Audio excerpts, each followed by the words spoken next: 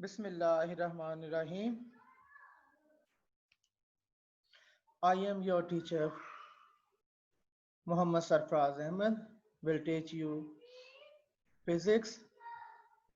We were studying last time chapter 12. Today we will study spherical mirrors. In spherical mirrors, we will look at its definition, construction, types, terminologies, and laws of reflection in for spherical mirrors. The students' learning outcomes for this topic are especially spherical mirrors, its definition, its concept, difference between convex and concave mirrors, which are types of spherical mirrors. We will look principal focus, focal length, their sign conventions, and laws of reflection for spherical mirrors. Spherical mirrors. A spherical mirror is a mirror with curved reflecting surface. Spherical mirror होता है ऐसा mirror जिसकी curved reflecting surface होती है. इसका क्या मतलब है? इसका मतलब ये रिफ्लेक्टिंग सरफेस कौन सी है? सादा तरीन अल्फाज में अगर हम बात करें तो जिस तरफ से आप मुंह देखते हैं that is called reflecting surface. तो ऐसा मिरर जिस तरफ आप मुंह देखते हैं वो अगर सरफेस कर्व्ड है तो then it will be called a spherical mirror. Spherical mirrors जो है वो बेसिकली हॉलो स्फीयर्स का हिस्सा होते हैं. हॉलो स्फीयर्स एक ऐसा बॉल जो अंदर से हॉली हो, ऐसा बॉल जो अंदर से हॉली हो. जैसे ये सामने फिगर में नजर आ रहा है कि यहां पे आप देख सकते हैं कि ये मैंने एक ही बॉल के अंदर दोनों जो है वो बता दिए, कन्वेक्स भी और कनकेव भी. चलें बहरहाल एनीवे ये बात ये है कि ऐसा मिरर जो इस स्फीयर का हिस्सा होगा, यानी पूरा ये एक स्फीयर है जो अंदर से खाली है, तो आपने उसका कुछ हिस्सा काट लिया. ये जैसे ये कर्व्ड रहेगी, बस कर्व ये कर्व रहेगी, तो ये वाला जो है ये कहलाता है स्फेरिकल मिरर. Spherical mirror. तो ऐसा स्फेरिकल मिरर जिसकी इनर साइड, ये मैं इसकी बात कर रहा हूं, इनर साइड से आप मुंह देखते हैं, यानी इनर साइड रिफ्लेक्टिंग है, तो आप उसे कहेंगे कनकेव मिरर. और ऐसा मिरर जिसकी आउटर जो कर्व्ड सरफेस है वो रिफ्लेक्टिंग हो, then it will be called a convex mirror. तो हमने इनकी डेफिनेशंस भी देख ली. हमने बेसिकली देखा कि spherical mirror is a part of A sphere, hollow sphere. ये एक हॉलो स्फीयर था जिसका कुछ हिस्सा ये हमने काट लिया, तो हमने कहा ये कन्वेक्स बन गया. कोई और स्फीयर था जिसकी इनर साइड रिफ्लेक्टिंग थी, उसका हमने इतना हिस्सा काट लिया और बाकी जो है खत्म कर दिया, तो हम कहते हैं वो कनकेव मिरर है. ये दो तरह के होते हैं, कन्वेक्स और कनकेव. जैसा कि मैंने पहले बताया, ऐसा मिरर जिसकी इनर साइड से आप मुंह देखते हैं, इनर साइड रिफ्लेक्टिंग है, दैट इज कॉल्ड कनकेव. और ऐसा मिरर जिसकी आउटर लेयर से, आउटर कर्व्ड सरफेस से आप मुंह देखते हैं या वो रिफ्लेक्टिंग है, साइंस की जुबान में उसे हम कहेंगे रिफ्लेक्टिंग. तो समझाने के लिए इसको मैं कहूंगा जिस तरफ से आप मुंह देखते हैं, अगर उसकी वो आउटर सरफेस है जिस तरफ से आप मुंह देख रहे हैं, then it is a convex mirror. अब इनके मुतलका डिफरेंट टर्मिनोलॉजीज हैं, वो हम देखते हैं। First one is centre of curvature. Centre of curvature क्या है? जैसा कि हमने कहा कि spherical mirror part of sphere होता है, spherical mirror part of sphere होता है, तो उस स्फीयर का जो सेंटर होगा, जैसे एक सर्कल बनाते हैं उसका एक सेंटर होता है, तो उस स्फीयर का जो सेंटर होगा that is called centre of curvature. ये जैसे ये नजर आ रहा है, कन्वेक्स के लिए भी और कनकेव के लिए भी मैंने बनाए हुए हैं कि ये अगर आपका ये जो कनकेव मिरर है, ये एक ऐसे स्फीयर का हिस्सा था, ये जिसका ये सेंटर ऑफ कर्वेचर है, तो यानी जिसका ये सेंटर था, तो इसी को हम कहते हैं सेंटर ऑफ कर्वेचर। यानी आप कंपास का एक सिरा यहां पे रख के और ये वाली कर्व आप बना लेते हैं यहां से लेकर यहां तक, तो हम कहते हैं हमने एक ऐसी कर्व बनाई है जिसका सेंटर ऑफ कर्वेचर ये वाला पॉइंट है सी। तो यही बेसिकली यानी स्फीयर का जो सेंटर होगा that is called centre of curvature. इसी तरह से कन्वेक्स के लिए भी एग्जैक्टली वही बात है, इनमें यहाँ पे कोई फर्क नहीं होगा। अगर उसकी आउटर सरफेस जो है वो रिफ्लेक्टिंग है, तो वो जिस स्फीयर का पार्ट होगा उसका जो सेंटर है that is called centre of curvature, centre of curvature. इसके बाद है radius of curvature. Radius of curvature के लिए फिर हम वापस जाते हैं, जैसे हमें पता है कि ये जो रेडियस है, यानी ये जो रेडियस है सेंटर से लेकर किसी भी स्फीयर के, किसी भी सर्कल के सेंटर से लेकर एंड पॉइंट तक जो डिस्टेंस होता है उसे हम रेडियस कहते हैं। सर्कल के किसी भी पॉइंट तक हो सकता है। इसका मतलब है ये वाला यहां से लेकर यहां तक का डिस्टेंस, या यहां से लेकर यहां तक का डिस्टेंस, या फिर यहां से लेकर यहां तक का डिस्टेंस, ये सारे इक्वल होंगे और इनको सबको हम क्या कहेंगे? Radius of curvature. इसी तरह से ये कनकेव मिरर के लिए भी है। प्रिंसिपल एक्सिस, प्रिंसिपल एक्सिस होता है हमारे पास वो लाइन जो हम ड्रॉ करते हैं between pole and the centre of curvature में से जो पास करे, ये लाइन जो ये है सेंटर ऑफ कर्वेचर और ये पोल है। इस मिरर का जो सेंट्रल पॉइंट है, मिड पॉइंट है, इसे हम पोल बोलते हैं। इसे क्या बोलते हैं? पोल। तो पोल में से और सेंटर ऑफ कर्वेचर में से गुजरने वाली जो लाइन है that is called principal axis. इसी तरह से यहाँ पे सेंटर में से सेंटर ऑफ कर्वेचर और पोल में से जो गुजरने वाली लाइन होगी, ये जो लंबी लाइन यहां से लेकर यहां तक, इसे हम ये मजीद भी बनाई जा सकती है, आप दोनों तरफ जितना अगर आपको रिक्वायर्ड है तो आप और भी ड्रॉ कर सकते हैं, लेकिन इसी के ऊपर। तो ये कहलाता है रेडियस प्रिंसिपल एक्सिस। इसके बाद pole mid point of the spherical mirror, ये तो हम मैंने बता दिया। अब है प्रिंसिपल फोकस, ये बड़ा इंपॉर्टेंट है। प्रिंसिपल फोकस कौन सा पॉइंट होता है? इसको हम फोकल पॉइंट भी कहते हैं। ये बेसिकली मिरर के यानी एक्सिस ऑफ द मिरर या प्रिंसिपल एक्सिस के ऊपर वो वाला पॉइंट होता है जहां पे लाइट कन्वर्ज होती है, या हम इसे कहेंगे कन्वर्ज होती हुई महसूस होती है। ऐसा पॉइंट जो प्रिंसिपल एक्सिस के ऊपर हो और उसके ऊपर जो है हमारा लाइट रेज वहां पे आके कन्वर्ज हूं या कन्वर्ज होती हुई महसूस हूं। ये बात मैं आगे चल के समझाऊंगा कि ये कन्वर्ज होना और कन्वर्ज होते हुए महसूस होना क्या पॉइंट होता है। ये देखें, ऐसी रेज ऑफ लाइट, ये मैं पहले कनकेव मिरर की बात करता हूं। ये वाले कनकेव मिरर वो होता है जिसकी अंदर वाली साइड रिफ्लेक्टिंग होती है, यानी अंदर वाली साइड से हम मुंह देखते हैं। तो ये प्रिंसिपल एक्सिस है, ये वाली लाइन, बीच वाली लाइन। ऐसी रेज ऑफ लाइट जो पैरेलल टू प्रिंसिपल एक्सिस हैं, जैसे ये मुख्तलिफ किस्म की रेज हैं। ये पहली रे, ये दूसरी रे, और ये तीसरी रे जो प्रिंसिपल एक्सिस के बिल्कुल साथ साथ चल रही है, बल्कि उसके ऊपर चल रही है।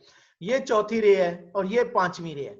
ये 5 rays parallel to principal axis fall करती हैं कनकेव मिरर के ऊपर।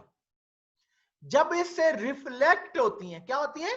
रिफ्लेक्ट होती हैं। रिफ्लेक्ट होना होता है टकरा के वापस उसी मीडियम में आ जाना। ये देखें, ये वाली पहली वाली ये रिफ्लेक्ट हो रही है, दूसरी वाली लाइट ये रिफ्लेक्ट हो रही है लाइट रे, तीसरी वाली जो है वो उसी तरह से उसी लाइन के ऊपर वापस मुड़ जाती है। चौथी ये है ये, और पांचवी लाइन जो आ रही थी वो टकराने के बाद ये गुजर रही है। लेकिन हम देखते हैं कि ये पांचों की पांचों लाइन एक पॉइंट से गुजर रही हैं। इसे ही हम प्रिंसिपल एक्सिस, प्रिंसिपल फोकस या फोकल पॉइंट कहते हैं। प्रिंसिपल फोकस या फोकल पॉइंट कहते हैं। अब इसी तरह से ये तो कन्वर्ज हो रही हैं, रेज ऑफ लाइट कन्वर्ज हो रही हैं क्योंकि ये अंदर की तरफ मुड़ रही है। जबकि कनकेव मिरर के केस में देखें, आप मुंह देख रहे हैं इस तरफ से, ऐसा मिरर जिसकी आउटर सरफेस जो है वो बाहर वाली सरफेस से आप मुंह देखते हैं, उसे हम कन्वेक्स मिरर कहते हैं। ऐसा मिरर जिसकी आउटर कर्व्ड सरफेस से आप मुंह देखते हैं या वो रिफ्लेक्टिंग है, उसे हम कन्वेक्स मिरर बोलते हैं। तो जब पैरेलल रेज ऑफ लाइट इसके ऊपर आती हैं तो टकराने के बाद वो मिरर को क्रॉस करके अंदर नहीं जा रही, बल्कि पहली रे जो है वो ये टकराने के बाद ये वापस जा रही है, दूसरी तो उसी लाइन के ऊपर वापस आ जाती है, और तीसरी रे ऑफ लाइट जो है ये जा रही है। अब हम देखते हैं कि इन तीनों लाइट्स को, ये तो कन्वर्ज कहीं भी नहीं होगी, कन्वर्ज होना होता है इकट्ठे होना। तो इसका मतलब है इसका फिर क्या, फिर हम कहते हैं कि हम इन लाइनों को, ये जो रिफ्लेक्टेड रेज है, ये रिफ्लेक्टेड रेज, ये वाली रिफ्लेक्टेड रे, ये जो रिफ्लेक्ट हो के आ रही है, इनको अगर पीछे की तरफ बढ़ाएं, ये हम फर्जी काम कर रहे हैं, विर्चुअल है, फर्जी काम कर रहे हैं। ऐसा हो नहीं रहा कि रे ऑफ लाइट इसके पीछे जा नहीं रही, लेकिन हमें महसूस होती है कि ये जो रिफ्लेक्टेड रेज को अगर पीछे की तरफ बढ़ाया जाए तो ये इस पॉइंट पे आके कन्वर्ज हो जाती हैं, इकट्ठी हो जाती हैं। तो हम कहते हैं ये वाला जो पॉइंट है ये प्रिंसिपल फोकस कहलाता है, या फोकल पॉइंट कहलाते हैं, या फोकस सिंपल कह देते हैं। तो कनकेव मिरर के केस में तो ये रियल है, लेकिन कन्वेक्स मिरर के केस में ये वाला काम फर्जी है, विर्चुअल है। इसलिए हमने इनको डॉटेड लाइन के जरिए मिलाया है। और यहां पे अब एक बात जो यहां पे क्वेश्चन बनता है कि सारी रेज ऑफ लाइट रिफ्लेक्ट हो रही हैं, लेकिन ऐसी रे ऑफ लाइट जो प्रिंसिपल एक्सिस के ऊपर चलती हुई आती है, ये प्रिंसिपल एक्सिस के ऊपर चलती हुई आ रही थी, ये टकराने के बाद उसी रास्ते वापस हो जाती है। तो जब कोई रे ऑफ लाइट किसी रिफ्लेक्टिंग सरफेस को 90 के एंगल पे ड्रॉ करेगी, टच करेगी, तो वो उसी रास्ते वापस चली जाएगी। जैसे इस सरफेस, ये सरफेस है ये, तो इसके ऊपर ये वाला 90 का एंगल बन गया है, तो 90 के एंगल पे वो आ रही थी, नॉर्मल कमिंग रे उसी रास्ते वापस चली जाती है, इसलिए हमने बनाया। फिर लास्ट वन है principal focus, focal length. Focal length होता है प्रिंसिपल फोकस या फोकल पॉइंट और पोल के दरमियान जितना डिस्टेंस है, ये फोकल लेंथ। या यहां पे ये कन्वेक्स मिरर के लिए ये हम इसे नेगेटिव कहेंगे, कन्वेक्स मिरर के लिए हम इसे यानी फोकल लेंथ को नेगेटिव कहेंगे कि क्योंकि यहाँ पे रेज ऑफ लाइट तो डाइवर्ज हो रही है, फैल रही हैं, वो तो कन्वर्ज नहीं हो रही, लेकिन कन्वर्ज तो हमने ऐसे कहा कि यहां से निकलती हुई महसूस होती हैं। तो हमने ये फर्जी काम किया है, इसलिए यहां से लेकर यहां तक ये जो फोकल लेंथ है ये नेगेटिव, और कनकेव मिरर के केस में ये जो फोकल लेंथ है that will be taken as positive. इसके बाद है ये मैंने लिख भी दिया, it is the distance between principal focus and the pole of the mirror. और साइन कन्वेंशंस होती हैं, focal length of concave mirror is taken as positive while focal length of concave mirror convex mirror, यहां पे convex है, वो उसकी negative होगी। अब reflection of light by spherical mirrors. Reflection of light में हम देखते हैं, क्या हमने कहा लास्ट टाइम भी हमने पढ़ा कि स्फेरिकल मिरर्स के जो स्फेरिकल की बजाय प्लेन मिरर्स में हमने देखा रिफ्लेक्शन ऑफ लाइट पे जो लॉज ऑफ रिफ्लेक्शन है वो अप्लाई होते हैं। तो क्या ये laws of reflection spherical mirrors के लिए भी एप्लीकेबल है? Yes, obviously yes. मैं एक एक रे की बात करता हूं, 2 रेज मैंने ली। कनकेव मिरर के लिए ये इंसिडेंट रे है, ये टकराने के बाद ऐसी रेज ऑफ लाइट जो पैरेलल टू प्रिंसिपल एक्सिस होती हैं, वो टकराने के बाद जिस पॉइंट से यानी टकराती हैं प्रिंसिपल एक्सिस को, that is called principal focus. और यानी वो ऐसी रे ऑफ लाइट जो आ रही थी पैरेलल टू प्रिंसिपल एक्सिस, वो टकराने के बाद प्रिंसिपल फोकस में से गुजर रही है, फोकस पॉइंट में से गुजर रही है। तो हम अब यहाँ पे ये सरफेस जो है वो इसके ऊपर परपेंडिकुलर ड्रा करना है। ये सरफेस यूं है, यानी इसके ऊपर जो परपेंडिकुलर है, ये बिल्कुल वर्टिकल नहीं है बल्कि थोड़ा सा ये टिल्टेड है, ये इस तरह से। तो आप इसके ऊपर परपेंडिकुलर ड्रा करें तो ये बन गया। तो इसका एंगल इंसिडेंस और एंगल ऑफ रिफ्लेक्शन यहाँ पे इक्वल होगा। अगर हम यहाँ पे कनकेव मिरर कन्वेक्स मिरर की बात करते हैं, तो ऐसी रे ऑफ लाइट जो पैरेलल टू प्रिंसिपल एक्सिस आती है, वो टकराने के बाद डाइवर्ज हो जाती है। डाइवर्ज होने के बाद उसको अगर हम पॉइंट देखें, ये जो प्रिंसिपल फोकस में से हमें निकलती हुई महसूस होती है, तो इस सरफेस के ऊपर यहाँ पे अगर हम, ये टेंजेंट है बेसिकली, ये इस सरफेस के ऊपर ये टेंजेंट है, टेंजेंट के ऊपर परपेंडिकुलर लाइन ये नॉर्मल, तो नॉर्मल के साथ एंगल ऑफ इंसिडेंस और एंगल ऑफ रिफ्लेक्शन आपस में इक्वल होंगे।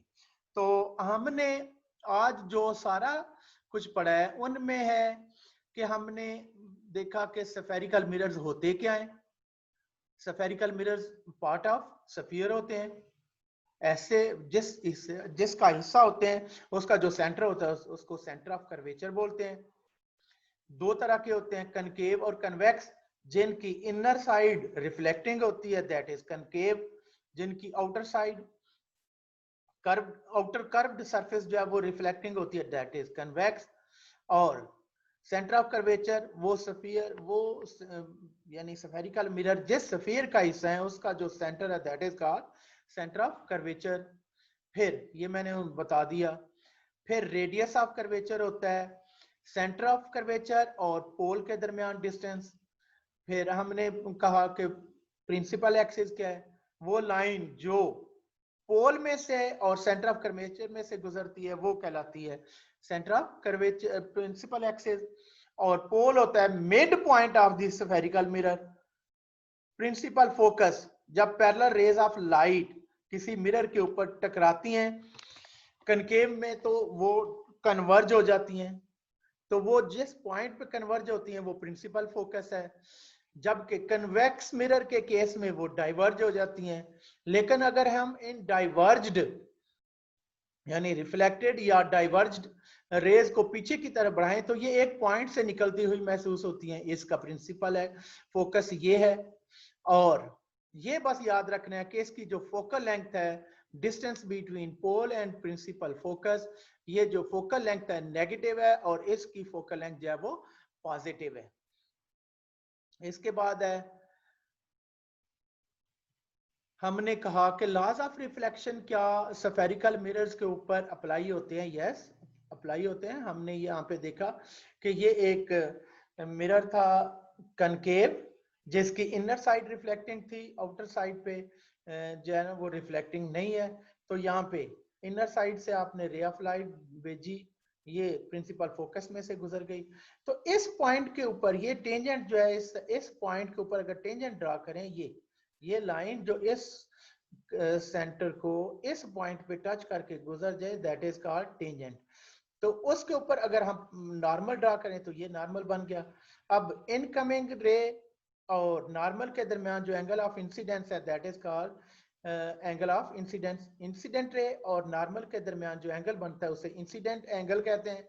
इसी तरह से रिफ्लेक्टेड रे और नॉर्मल के दरमियान जो एंगल बनता है इसे हम रिफ्लेक्टेड रे कहते हैं, एंगल ऑफ रिफ्लेक्शन कहते हैं। और ये दोनों एंगल्स बराबर होते हैं, angle of incidence is equal to angle of reflection. इसी तरह से ये है दूसरे कनकेव मिरर के लिए, कन्वेक्स मिरर के लिए जिसकी आउटर सरफेस रिफ्लेक्टिंग थी। तो यहाँ पे भी हमने देखा कि अगर टेंजेंट ड्रा करें और उसके ऊपर नॉर्मल ड्रा करें तो angle of incidence angle of reflection के इक्वल आ जाता है। और दूसरा जो पॉइंट था लॉस ऑफ रिफ्लेक्शन का, कि इन सब को हम एक ही पेज पे ड्रा कर सकते हैं। They all lie in on the same plane. कौन कौन सी चीज? इंसिडेंट रे, रिफ्लेक्टेड रे और नॉर्मल टू द प्लेन, और ये सारा कुछ हम एक ही प्लेन के ऊपर ड्रा कर सकते हैं। तो इसका मतलब है हम कह सकते हैं कि हम लॉस ऑफ रिफ्लेक्शन को ओबे करता हुआ देख रहे हैं स्फेरिकल मिरर्स को। Spherical mirrors, yes, spherical mirrors obey the laws of reflection. चलिए, थैंक यू वेरी मच बेटा। नेक्स्ट टाइम हम इंशाल्लाह नेक्स्ट टाइप पर पढ़ेंगे। बहुत शुक्रिया बेटा, अल्लाह हाफिज।